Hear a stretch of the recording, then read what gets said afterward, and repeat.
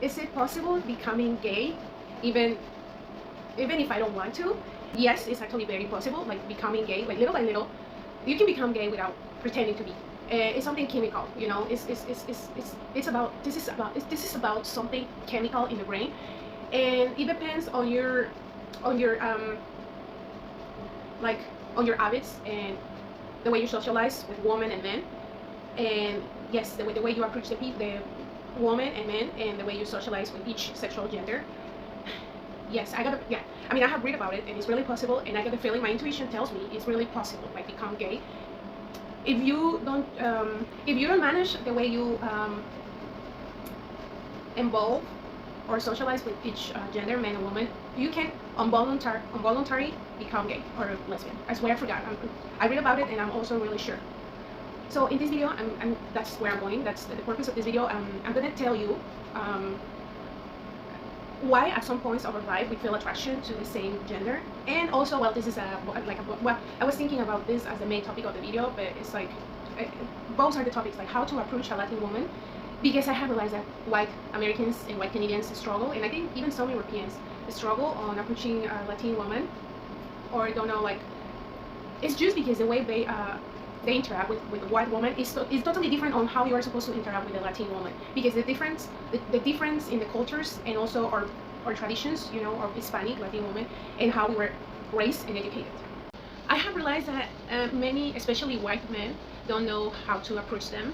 I mean, I have realized because, you know, I'm a young, good-looking Latina living in Canada, in the province of Quebec, and I have realized that, I mean, by the way they stare at me, you know, they like me, but they just don't give the first step, and I think it's awful. I think it's awful because, I mean, I'm sociable. Like, for example, if I see a white guy that I like, I smile, or, you know, like maybe I wink. Sometimes I wink good, sometimes I'm not too good winking. As a Libra sign woman, it's horrible for me, like not having the full ability of winking, you know, like but I mean, I give signs that I like the person, you know, for they to give the first step, and this is how Latins we are, like Latin women, we are I would say in an 80% of the cases, and I'm gonna tell you why. And also how the testosterone is related with the woman hunting, with men taking the initiative of the hunting, and men producing testosterone also, because everything is linked, you know. So like I'm telling you, like the 80% of Latin women, we are like this. Like we might like you, but and also because how the Latin men are, like we are used to the men be the chaser and the hunter, because that's how Latino men are, you know. They are fist steppers. They like to get, I don't know if I say it properly or if this word exists, they love giving the first step. I mean, they don't mind. It's just not that, I mean, I'm not really sure if they love it, but they just don't care. They don't mind, you know, too much guts. Then, well, this was like around, maybe, I don't know, I was in my still 19 or early 20s. They are so masculine, most of them are maleness, that they used to yell at me things when I walk in, you know, the west sides of the streets, you know, like telling me compliments, or like, I don't know, maybe some nasty words, even if I was wearing a pants or, you know, like leggings. They didn't care. Like they are just different to the white men or to white Canadian men, because even white Americans are a little bit more like brave, you know, like they like more the challenge. Maybe they're more like, I'm gonna put the word here because I don't remember how to say it, but yeah, even, you know, like American guys are more like daring to give the first step.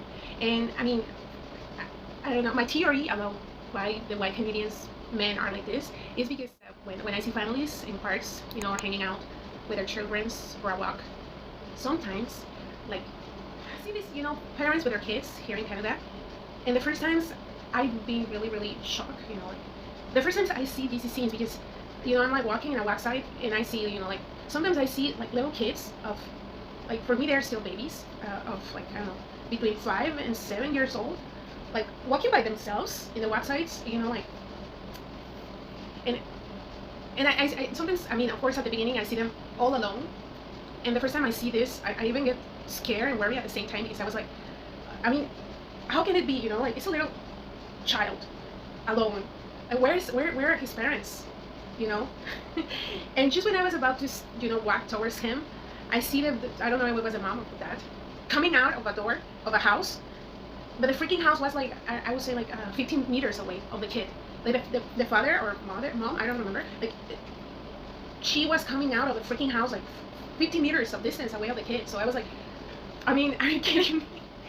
So I mean, I know this might apparently has nothing to do with this, but it's related because I can tell for sure that most of the Canadian kids, and especially white Canadian kids, they they grown up not very secure of themselves. Like I got the feeling they grow up very insecure. I would say maybe at least like a 60 or 70% of the kids, the white Canadian kids, that when they grown up they becoming adults.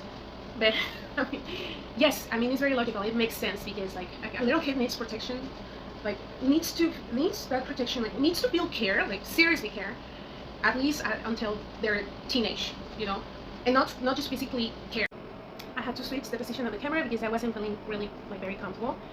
So like I was telling you, I got the feeling that the root of the issue with the security or insecurity or lack of maybe self-esteem, self-esteem with white Canadians is because the parents make them very independent, like at a so little age, like very little. Like I was telling you, like the freaking house was like 60 meters away of the poor little kid, and I was like, I mean, what the fuck, like how you separate that much of the kid? I mean, I understand this is a safe country, way safer than Mexico, for example, or many Latin countries. Like actually, Canada is safer than all Latin countries, right? But anyways, like the kids of that age, and even until they're teenage, they need to feel safe, protect. They need to feel the warmth of their parents, their worry, their care, their love, their appreciation, like in many cultures there's like this. I swear for God, I believe that in the Indian culture is like this, in the Asian culture is like this, even in the Arabic country, I can be very sure, like really sure that even the Muslims, like I mean I have no idea about their culture that much. Sometimes since they are just born, they put the babies, in their, let's call them baby beds, like I mean you can assist them faster, like if they're having something, you can watch them better, and also like it's less traumatic for them, like developing, and they are just more secure of themselves, kids, than if you put them, in their baby beds, separate from you.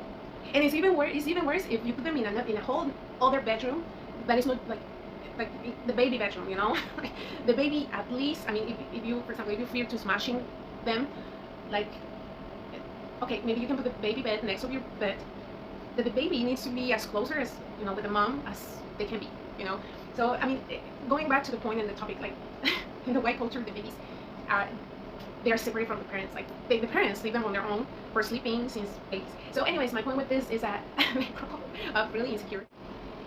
And I get the feeling that almost in all the ethnicities, like, the parents are caring at least until the puberty, their sons, at least until their purity.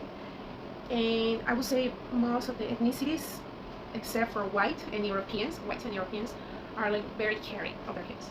And this is a scene that I just explained you. I have seen it. That wasn't the first time I see it, but and I was scared and worried at the same time for the kid, and shocked.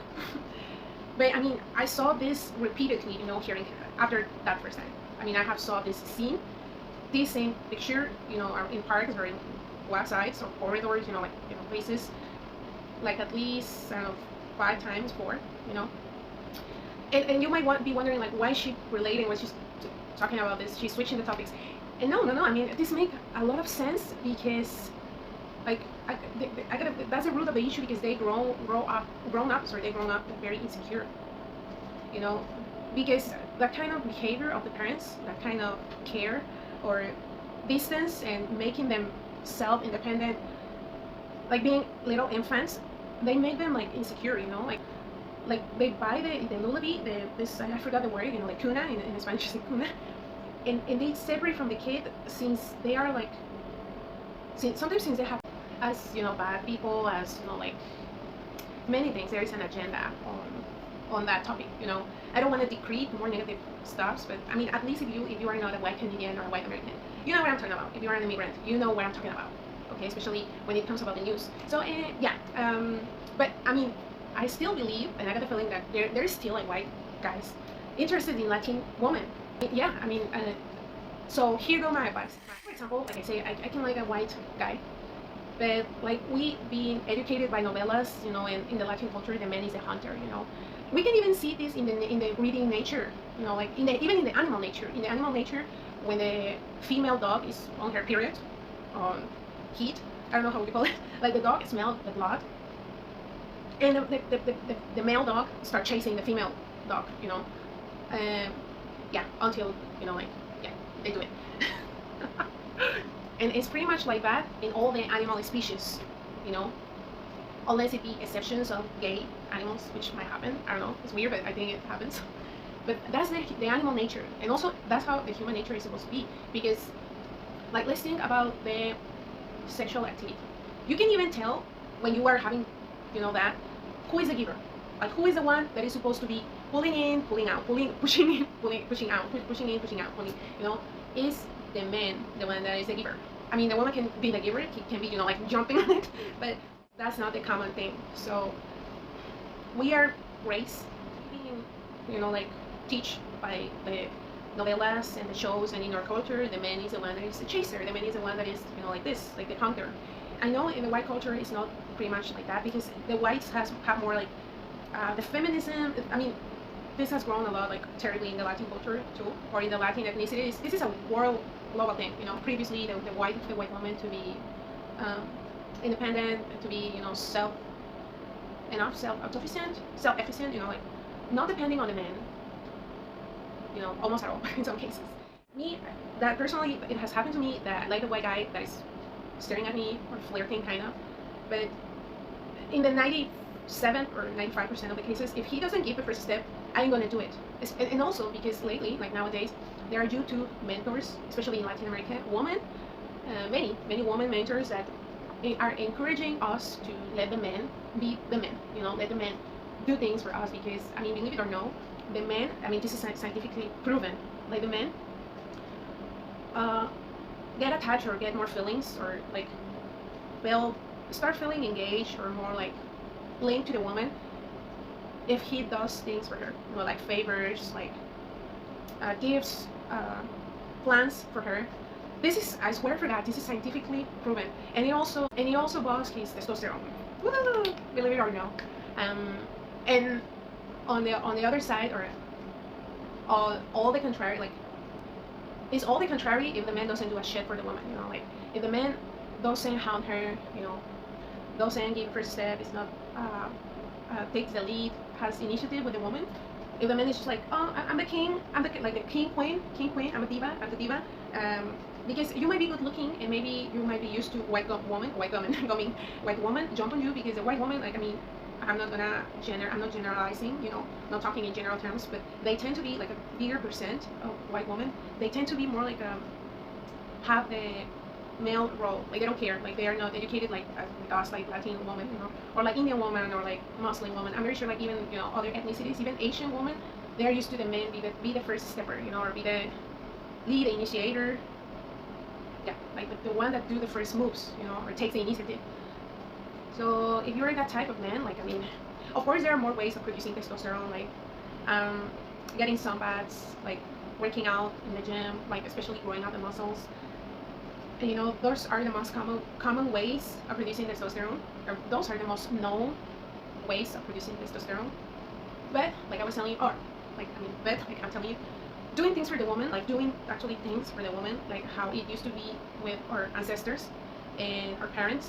Normally, we probably remember, I mean, especially millennials and C generations, that the father was the one that made the most important decisions, was or is the one that brings more money to the house, or gives the money to the woman for she to buy the groceries, for she to I don't know, pay the college of the kids, pay the nannies, for she to pay the maid if they have, or for she to be the housewife, you know.